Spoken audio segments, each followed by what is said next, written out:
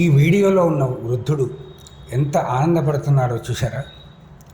ఎంత సంతోషంగా కేరింతలు కొడుతున్నాడో తెలుసా మీకు? ఎందుకు ఇంత సంతోషపడుతున్నాడు? ఒక రాజకీయ పార్టీ తన ఓటుకు నోటు ఇస్తానంటున్నందుకు.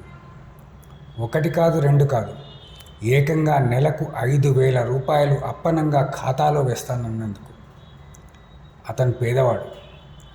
వృద్ధాప్య పింఛన్ లాంటివేవో వస్తేనే బతికగల దయనీయమైన స్థితిలో ఉన్నవాడు.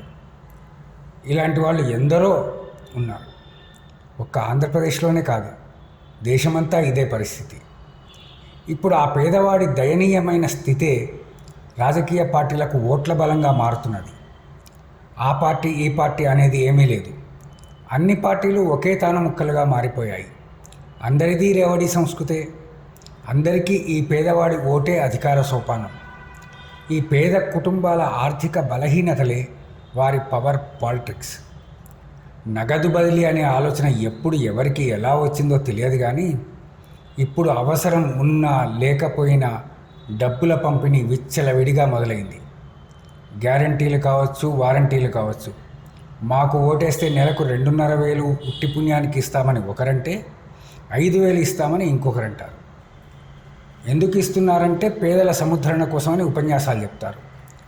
నిన్న మొన్నటి వరకు కేవలం పింఛన్లు మాత్రమే సంక్షేమంలో భాగంగా ఉండేవి. నరేగా వంటి పథకాలు కూడా రోజు పని చేయించుకున్న తర్వాతే దానికి తగిన ప్రతిఫలంగా ఇస్తారు.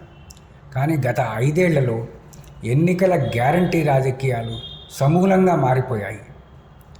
మొన్నటికి మొన్న డిసెంబర్లో తెలంగాణ సహా 5 రాష్ట్రాల్లో జరిగిన ఎన్నికలను చూశాం. అంతకుముందు కర్ణాటక ఎన్నికలను చూశాం. కర్ణాటకలో 5 గ్యారంటీలు ఇచ్చిన కాంగ్రెస్ తెలంగాణలో 6 గ్యారంటీలు ప్రకటించి అధికారంలోకి వచ్చింది. కర్ణాటకలో 200 యూనిట్ల వరకు ఉచిత విద్యుత్తు, బస్సుల్లో మహిళలకు ఉచిత ప్రయాణ సౌకర్యం ప్రకటిస్తే, తెలంగాణలో ఆ రెండింటితో పాటు గ్యాస్ సిలిండర్ 500 రూపాయలకి, మహిళలకు నెల నెల జీతం మాదిరిగా 2,500 ఇస్తామని ప్రకటించింది. అటు బీఆర్ఎస్ కూడా ఈ గ్యాస్ సిలిండర్ పథకాన్ని యథాతథంగా ప్రకటించింది. ఫిబ్రవరి 28 నుంచి ఈ 2 పథకాలు తెలంగాణలో అమలు కానున్నట్టు ప్రభుత్వం ప్రకటించింది కూడా. కాకపోతే 1,00,000 షరతులు విధించి లబ్ధిదారుల సంఖ్యను తగ్గించుకునే ప్రయత్నాలు మొదలుపెట్టింది. హామీ నెరవేరినట్టు కనిపించాలి, కానీ కొందరికి మాత్రమే ఆ హామీ పరిమితం కావాలి. ఇది అధికారంలో ఉన్న పార్టీల పరిస్థితి.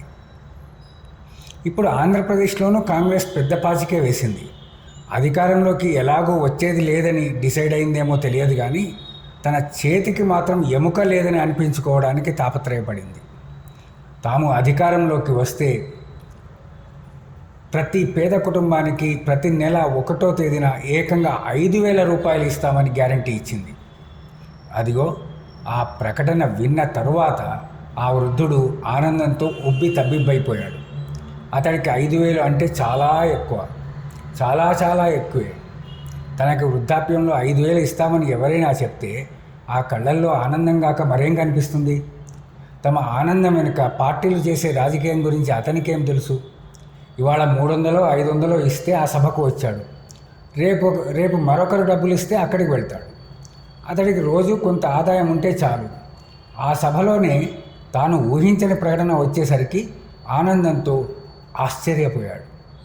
ఎన్నికల తర్వాత ఏ పార్టీ అధికారంలోకి వచ్చినా సరే ఇటువంటి హామీలను ఎలా నెరవేరుస్తారో మాత్రం చెప్పరు.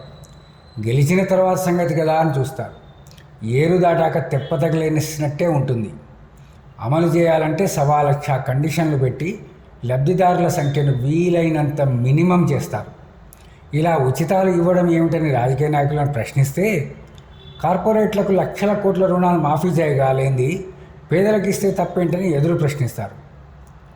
అసలు కార్పొరేట్లకు రుణాలను మాఫీ చేయాలని అడిగింది ఎవరు?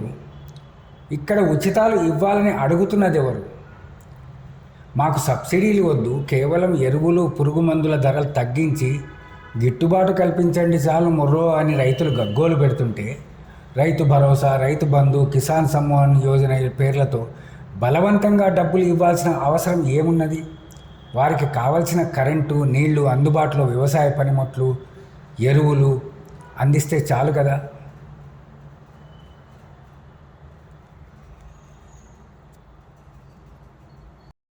Yeah.